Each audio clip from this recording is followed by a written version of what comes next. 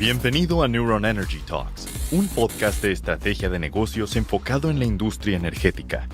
Aquí, líderes de grandes empresas comparten su visión mientras abordan las principales tendencias de una industria innovadora, apasionante, altamente eficiente y sobre todo uno de los grandes motores que transformarán el destino del país. ¡Arrancamos! Este podcast está patrocinado por Círculo de Proveedores. Evalúa y certifica proveedores, creando un ecosistema de sinergias que generan confianza. Bienvenidos a otro episodio más de Energy Talks. A continuación tendremos una conversación muy interesante con Luis Heredia, quien es director comercial en Proterra Capital. Luis, mucho gusto, ¿cómo estás el día de hoy?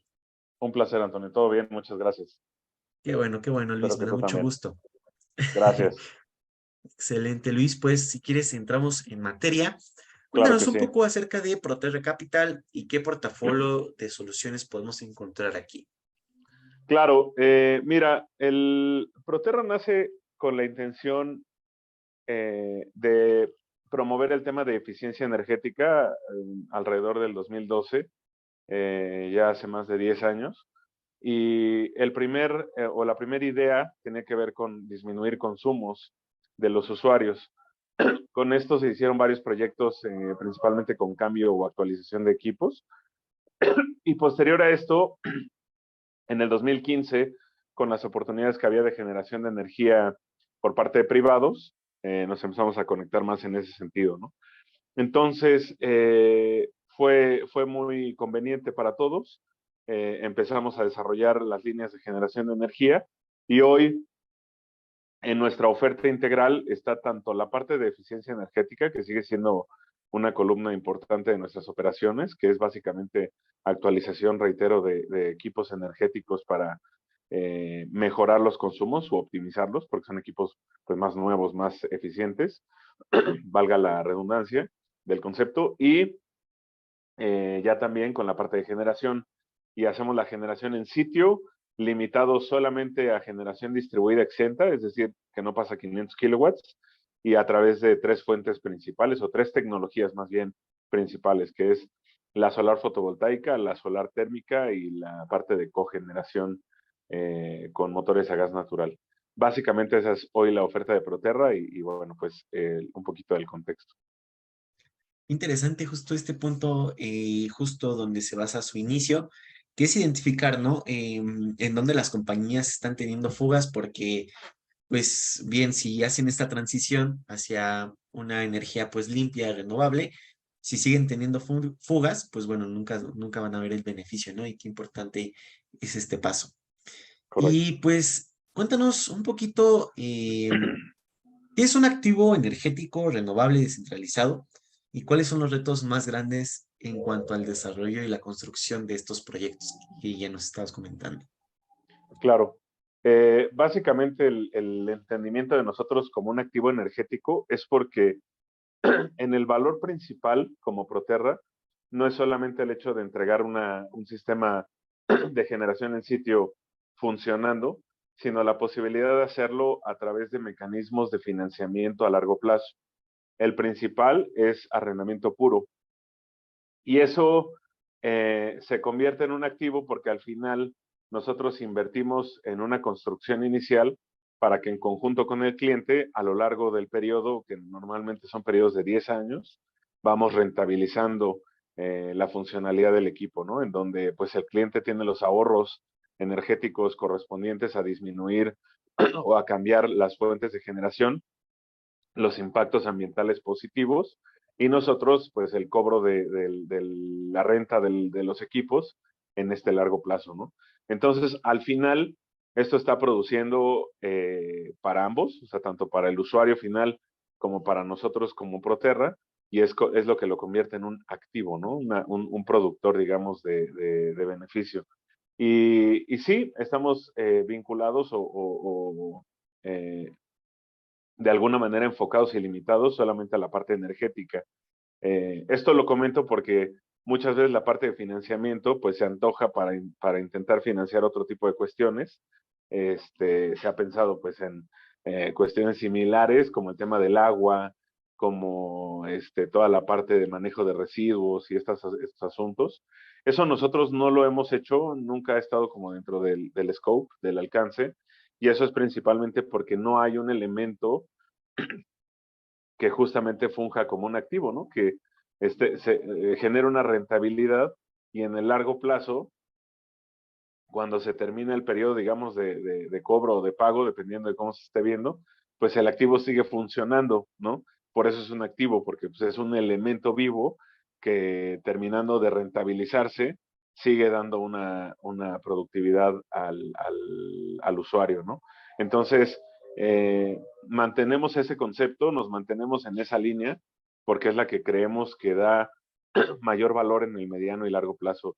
Y esas son las maneras, creo que vamos a seguir manteniendo ahorita. Nunca intentamos trabajar fuera de lo que fue generación distribuida exenta, muy poco tiempo, después regresamos nuevamente y nos hemos ubicado en ese mercado en donde los elementos o las plantas realmente son activos energéticos, ¿no? Entonces, esa es básicamente la definición. Y tenías otra pregunta, ¿no? La definición y era otra, no la registré. Sí, sí, sí. ¿Cuáles son los retos en la construcción de estos proyectos? Claro. Mira, los retos se parecen mucho y siempre los homologo a un proyecto, por ejemplo, un proyecto inmobiliario, ¿no? Porque se compone de varios frentes. Tiene frentes financieros, que es pues, justamente estructurar los montos que se van a pagar al usuario final, a los proveedores, perdón, para entregar el producto final al usuario. Está toda la parte fiscal, que es pues aprovechar los beneficios que existan y pues necesitamos tener un frente siempre muy activo y yo diría incluso proactivo para estructurarlo de la mejor manera. Una parte técnica muy fuerte, porque son sistemas que a veces se soslaya o se interpreta como algo sencillo y pues en realidad a las escalas a las que nosotros las hacemos, que estamos hablando son sistemas que van de entre los 500 y los 3,000 metros cuadrados aproximadamente. Esa es digamos que los rangos en donde trabajamos nosotros. No, si te fijas, no es algo residencial para nada, es mucho más grande que un residencial, mucho más chico que una planta grande de escalas utility, pero estamos justo en medio y requiere una capacidad técnica muy ágil, muy actualizada y pues que tenga todas las características en cuestión de certificaciones y de valores técnicos que nosotros estamos constantemente supervisando y comprometiendo. Y hay una más que yo también sumaría, que es justo como la coordinación de todos estos elementos para que tanto proveedores, digamos que internos, proveedores generales, proveedores de equipos, proveedores de servicios, todos jueguen de una manera armoniosa para lograr el objetivo final. Incluso ahí en esos proveedores pues se encuentra el mismo CFE, ¿no? Entonces es importante siempre tener comunicación con todo tipo de proveedores, tener la coordinación correcta para que al final el activo, así como funcionan los activos inmobiliarios, pues se lleve a su conclusión. Uno solo de estos elementos que no funcione, por ejemplo, un tema de una mala gestión de interconexión con CFE, pues tú puedes tener tu planta y que no te esté generando ningún beneficio porque pues no se interconectó, no se liberó, no tenía los requerimientos técnicos necesarios y no funciona con todo y que la planta esté ahí. O viceversa, ¿no? Puedes tener una gestión impecable, pero una planta pues muy deficiente, o una planta excelente, con una gestión perfecta, pero un financiamiento que no fue conveniente, ¿no? No fue suficiente y no está dando los rendimientos necesarios. Entonces, yo creo que el reto está en combinar o el reto principal está en combinar las distintas disciplinas para llevar a cabo los activos energéticos como actualmente los trabajamos, ¿no? Excelente, Luis. Y otra pregunta relacionada en cuanto al financiamiento. ¿Cuáles son las empresas o las industrias que más utilizan estos vehículos para su transición, pues, energética? ¿Me repites? Porque se cortó esa parte para mí Sí, antes sí, de lo de sí, energía. claro. Sí. Justo en cuanto al financiamiento, ¿cuáles son las industrias que más utilizan este vehículo financiero para adquirir un activo?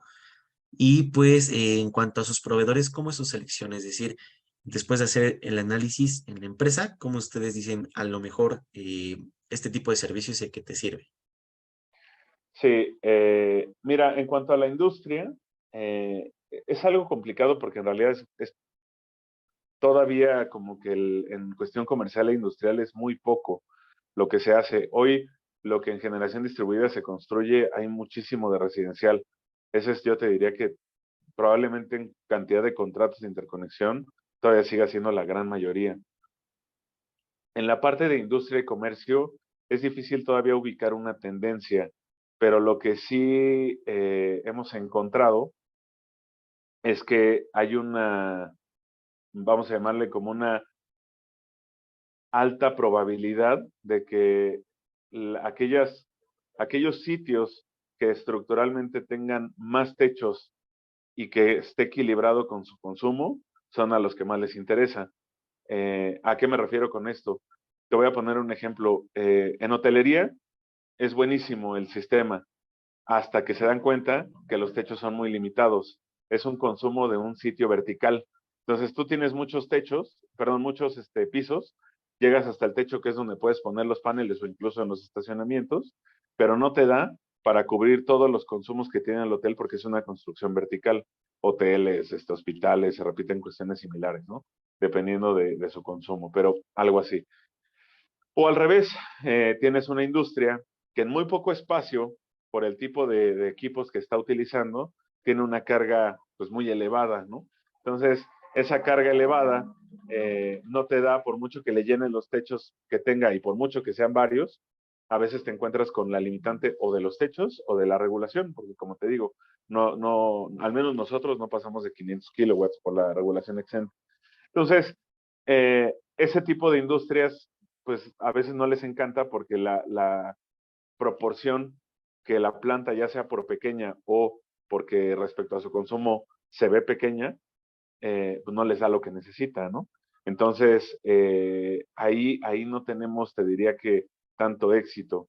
Hemos visto dos que se repiten y que no tanto, o sea, claro que en construcción, pero no me refiero solo a eso, sino también en prospección, y sería para mí la parte de la industria logística, es decir, bodegas que tengan pues varios metros cuadrados y que adentro no necesariamente tengan un proceso productivo, sino que tengan más una cuestión de almacenamiento de cualquier producto o productos. Esa es una que funciona muy bien. Y la parte que esa no tiene más de 2 o 3 años que nosotros la identificamos, es la parte agropecuaria. Sobre todo aquello que tiene que ver con procesos, digamos que profesionalizados del agro, ¿no? Como invernaderos que tienen como control de climas, de escenarios, de situaciones naturales. Y eso por lo regular se convierte pues como en una bodega, pero los procesos son no tan exigentes como el de un proceso de manufactura, por ejemplo, o un proceso de producción de alimentos. Esto es más como control de humedad, control de temperatura, y sí hay temas ahí de refrigeración y demás, pero por lo regular sí coincide con los espacios que tienen para darles un verdadero impacto, que realmente lo que hace tomar la decisión al usuario pues es eso, ¿no? ¿Cuánto representa de mi consumo y qué beneficio voy a obtener, además del ambiental, en cuestión también económica, ¿no? Entonces, esos dos yo ubico que van a tener gran relevancia en el corto plazo. Y en el tema de la selección de proveedores, eh, últimamente ha sido más complicado porque algo que no podemos dejar de ver es que en los últimos 2 años sí hubo un impacto grande en el sector, ¿no? Y es algo que a mí no me gusta ocultar porque a veces como que se maquilla, pero pues en realidad hoy tú vas a una exposición y cada vez hay menos proveedores de paneles, cada vez hay menos proveedores de equipos, de inversores, incluso de constructores y demás. Entonces, eso yo creo que en el largo plazo va a empezar a ser más retador encontrar la combinación, digamos que ideal para cada sección. Hoy, pues lo que nos lleva a nosotros a tomar una decisión, pues son básicamente los estándares internacionales, ¿no? Las certificaciones que, por ejemplo, un constructor necesita presentar, un fabricante necesita presentar, de cualquier tipo, ¿no? Fabricante de paneles, fabricante de inversores, fabricante de soportería, todos tienen en sus productos ya un estándar que deben de cumplir. Entonces, el primer filtro es que sus productos cumplan el estándar, ¿no? Y el segundo filtro, pues también es un sector tan chiquito que ya también te sabes quién se avanza con agilidad y quién no. Y ahí es donde también creo que es un parteaguas para tomar decisiones, ¿no? Básicamente esos son los elementos. Mira qué interesante todas las aplicaciones y también pues estos retos que hemos tenido pues a partir de las regulaciones que se han experimentado en los últimos años. Y pues bueno, Luis, me gustaría preguntarte, ¿tú qué le recomendarías a alguien que quiere adquirir un nuevo activo pues de energía limpia, de energía renovable? Y pues, ¿cómo sería un poco este proceso? Te- Asumo que tu pregunta va a qué le recomendaría a alguien de mi mercado, ¿no? Digamos, de Sí. comercial a industrial. Ajá. Porque debo decirte que es muy diferente, ¿eh? O sea, no es lo mismo alguien residencial que quiera paneles en su casa, alguien de un comercio pequeño que quiera paneles en su local, o alguien de comercial industrial que quiera paneles en su sitio de trabajo. Son clientes bien distintos y son necesidades bien distintas. Entonces, enfocándome a lo que tiene que ver con nuestro mercado, pues yo le recomendaría tres cuestiones, ¿no? El primero es el tema de las certificaciones, o sea, lo mismo que estamos haciendo nosotros.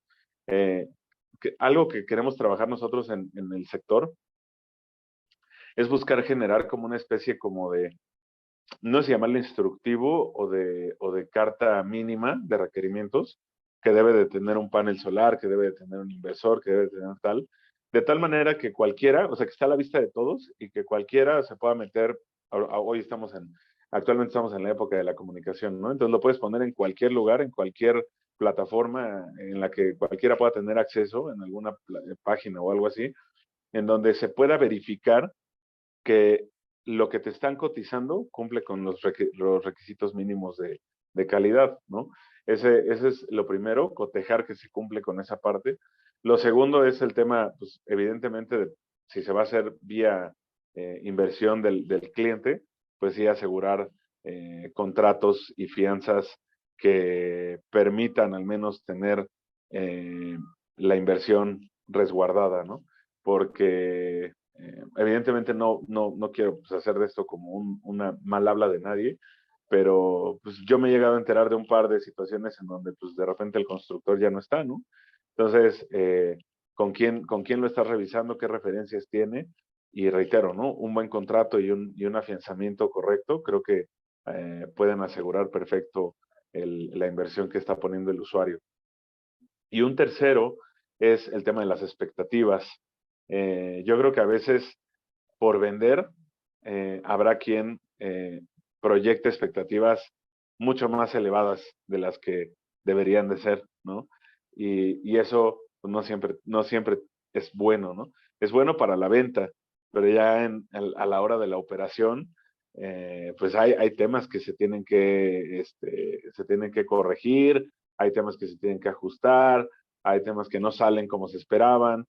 Y ahí yo creo que es bien importante que el usuario sepa que los sistemas pues dependen, como comentaba hace un rato, ¿no? De la parte técnica, sí, pero también de una parte de gestión. Y si ambos no están coordinados, pues a veces puede tener 1 o 2 meses de desfase en donde no se está teniendo el beneficio que se espera, en donde tal vez debe de haber un periodo de pruebas, en donde tal vez por la región pues la tarifa es tan barata que tal vez el ahorro no es como el que se esperaba, porque pues la interconexión no impacta directamente a la tarifa como se estuviera pensando. Entonces, ese tipo de cuestiones deberíamos de ser todos mucho más claros con el cliente para que las expectativas no se eleven de más, ¿no? Entonces, pues para mí son esos objetivos esos puntos en donde un usuario tendría que validar preliminarmente y asegurar con eso pues un resultado lo más conveniente posible, ¿no? Interesante, Luis, estos puntos y muy importantes a tomar en cuenta y pues sí, ¿no? El evaluar constantemente pues la parte del contrato, la parte del proveedor y pues bueno, me gustaría también preguntarte, Luis, en cuanto al marco regulatorio, ¿cuáles son los retos? Cuéntanos un poco más acerca de esto. Otra vez, ¿me repites, por favor? Sí, sí, sí, sobre el marco regulatorio, Ah. que nos podemos encontrar al implementar todo este tipo de activos de energías Energéticos. renovables. Ujú. Mira, como te comentaba, yo creo que primero que nada hay que entender que si lo queremos hacer interconectado, porque hablar de sistemas aislados se necesita otro espacio y no lo quisiera mezclar. Son elementos muy distintos, ¿no? Técnicamente se parecen, pero son muy distintos. Hablar de un sistema interconectado a la red y acotándolo a eso, a un sistema de generación de energía eléctrica interconectado a la red, tiene una cuestión regulatoria que todavía al día de hoy es muy estable. Se habló mucho hace un par de años y el año pasado todavía de las pues, amenazas que podría sufrir, y por amenazas entendamos cambios, ¿no? Porque tampoco quiero sonar amarillista. Entonces, cambios que se habían sugerido en el marco regulatorio, en realidad no estaban dirigidos, o al menos los que se mencionaron, a generación distribuida, estaban dirigidos a otro sector, ¿no? Que es ya el de los grandes generadores por unidad me refiero, ¿no? Y a contratos de otro tipo de esquemas, ¿no? Contratos legados, mercado eléctrico mayorista, etcétera. Ese es otro tema. En generación distribuida lo que faltó probablemente fue claridad. Nunca hubo como tal una amenaza, o sea, el tema regulatorio nunca tuvo una amenaza, pero sí no tuvo tampoco tanta claridad, o sea, no se mencionó ni sí ni no, y eso pues dejaba una cierta incertidumbre. Hoy sabemos que no hay cambios mayores, hay una propuesta que todavía no pasa, que tiene que ver con las famosas DACs, las disposiciones administrativas de carácter general, y que es eso, o sea, todavía no avanza, todavía no supera su fase de presentación, y después de esa parte, pues ya tendríamos que visualizar qué va a suceder. Ahorita, pues en realidad no han pasado, no tienen mayor impacto porque no hay una relevancia en ese sentido, y hoy sigue prácticamente todo igual. Hay cambios muy mínimos por región, porque también otra cosa que hay que entender es que la gestión regulatoria se hace directamente con la oficina regional de CFE, y las oficinas regionales de CFE son eso, regionales, no son nacionales. Entonces, los tiempos, las valoraciones, la conversación es con stakeholders distintos en Nuevo León, incluso en distintos municipios de Nuevo León, que en Estado de México, ¿no? Totalmente distintos. No tienen entre ellos prácticamente nada que ver, salvo lo que los une como ya en algún momento como CFE Transmisión o algo así, pero, o sea, en realidad no tienen nada que ver, ni se conocen seguramente, ¿no? Entonces, hay que entender que esa parte regulatoria hoy, en realidad, reitero, no ha tenido un cambio mayor, hablando solamente de generación distribuida exenta, no de los altos generadores, perdón, y tampoco hay que olvidar que el tema de la gestión es regional, y eso se comenta porque nos ayuda mucho, o les ayuda mucho a quienes intenten ejecutar proyectos, saber cuál es la situación regional al respecto, ¿no? De eso ya hay muchas referencias prácticamente en la mayoría de las regiones del país, ya saben cómo se manejan estos modelos, estas solicitudes de interconexión, en lo general al menos. Entonces yo sí sugeriría que en temas regulatorios a cualquier interesado, ya sea al constructor o al que quiere contratar una planta, pues se entere de cómo está en su región esa situación. Eso para mí es vital, y sería una sugerencia importante, ¿no? Entonces, pero en cambios en sí, pues no, o sea, hoy seguimos interconectando igual, hoy seguimos teniendo la misma contraprestación. Entonces, al menos para eso que tiene que ver con generación distribuida exenta y con lo que se conoce como net metering, seguimos igual, ¿no? Esa sería mi respuesta. Excelente, Luis. Y cuéntanos igual un poco acerca de tu perspectiva para este 2023, para tus próximos años acerca de la industria. ¿Cuál es tu lectura acerca de esto, Luis? Sobre la industria, o sea, ¿te refieres como la evolución de la industria de la nuestra, de generación? Sí, sí, sí, sí. Pues mira, como te comento, yo creo que eh, se depuraron muchos jugadores, Y algo positivo de los cambios que se están promoviendo es que hay como una iniciativa de que se haga un escrutinio más profundo en las capacidades de los jugadores en toda la cadena de suministro, desde los fabricantes, los mayoristas, los distribuidores, los constructores, los ingenieros, que a veces estos pues, están juntos, y los que financian, ¿no? O los que como nosotros hacen varios temas de la cadena de suministro. Cualquier jugador que tome una o varias de estos elementos, yo creo que sí sería muy útil que estuviera bajo un estándar estricto, ¿no? Que al final permita un resultado muy conveniente para todas las partes y que no existan, pues, decepciones en el camino, que después eso manche a todo el sector, porque pues si un mayorista queda mal, pues ya manchó a todos los mayoristas. O sea, si un constructor queda mal, ese cliente que contrató a ese constructor y que se desapareció, pues te aseguro que en mucho rato no vuelve a pensar en la generación, porque pues va a estar más ocupado pidiendo cuentas al que se fue que buscando a alguien nuevo, ¿no? Y después pues no falta que quede ahí la sensación de que las cosas no se hicieron bien, ¿no? Entonces, yo creo que es un hecho que se tiene que eh, hacer más estricto la evaluación de capacidades y competencias.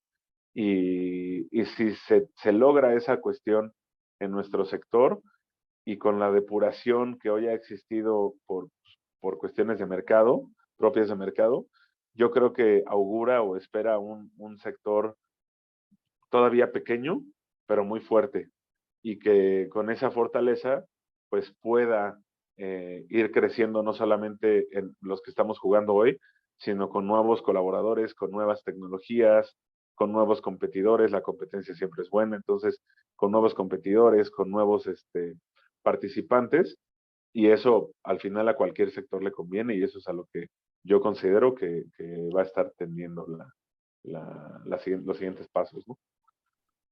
Excelente, Luis. Muchísimas gracias por esta lectura tan importante. Y pues igual aprovecho para invitar a todo el auditorio a que se acerquen con Luis, a que se acerquen con Proterra Capital. Y pues, Luis, no sé si tengas por ahí algún comentario final, alguna conclusión o bien algún tema que se nos haya escapado por ahí que te gustaría compartir con el auditorio. Pues el único, primero que nada, agradecerte nadie lo sabe, pero yo tuve que cancelarle varias veces a Antonio y me pido una disculpa.